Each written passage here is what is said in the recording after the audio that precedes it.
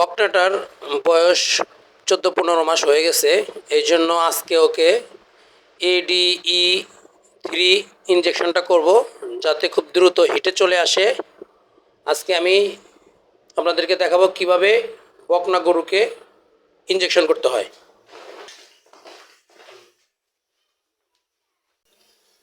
তো খামারি ভাইরা আসলে দেওয়ার জন্য চেষ্টা করছিলাম ভিতরে দিব, তো ভিতরে দেওয়ার কোনো অপশন নাই, মানে খুব নড়াচড়া করতেছে। দেওয়ার অনেক চেষ্টা করলাম, সম্ভবই হচ্ছে না। পরে বাধ্য হয়ে এই যে ছোট একটা ফাটক বানাইছি, ফাটকের ভিতরে নিয়ে আসছি।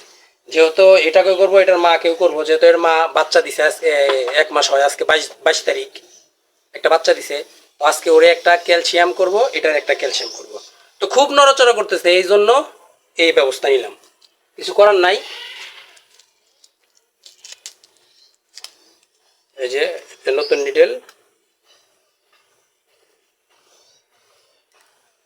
এই পাশে দিয়ে দিই না, এদিকে না, ক্যামেরাটা ক্লোজ করো, এই পাশে দিব।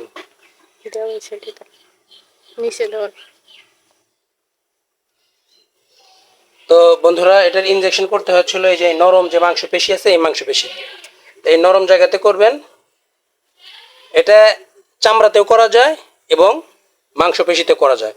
তো আপনারা যেগুলো, যেমন গাভী গরুকে অবশ্যই মাংসপেশিতে করবেন, ষাঁড় গরুকে মাংসপেশিতে করবেন, বড় যে সাইজের গরুগুলো এগুলোকে একটু মাংসপেশিতে করবেন, আর যেগুলো ছোট বাচ্চা ওগুলোকে চামড়া নিচে করবেন। তো বন্ধুরা, এখন দেখাবো কিভাবে আসলে ইনজেকশন করতে হয়। তাই এখানে এভাবে আস্তে আস্তে আস্তে আস্তে 2-3টা হাত দিয়ে টোকা দিবেন, এভাবে দিয়ে এই ইনজেকশনটা যেভাবে ঢুকাই দেবেন। ঢুকে গেছে কিন্তু ও কিন্তু টের পায়নি, ঠিক আছে? এখন এটাকে কিভাবে করবো দেখেন।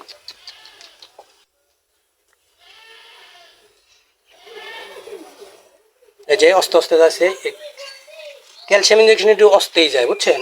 এই যে কমপ্লিট হয়ে গেছে কিন্তু। অনেক দুষ্টামি করতেছে, তো এই জন্য দিতে একটু অসুবিধা হলো। ই করো তাহলে। তো যারা এইভাবে ইনজেকশন করতে চান খুব সাবধানের সাথে করবেন। বকনা গরু তো অনেক লাফালাফি করতেছে আর কি, এই জন্য এটাকে খুব এই ফাটক বাইন্দা এটাকে দেওয়ার চেষ্টা করলাম।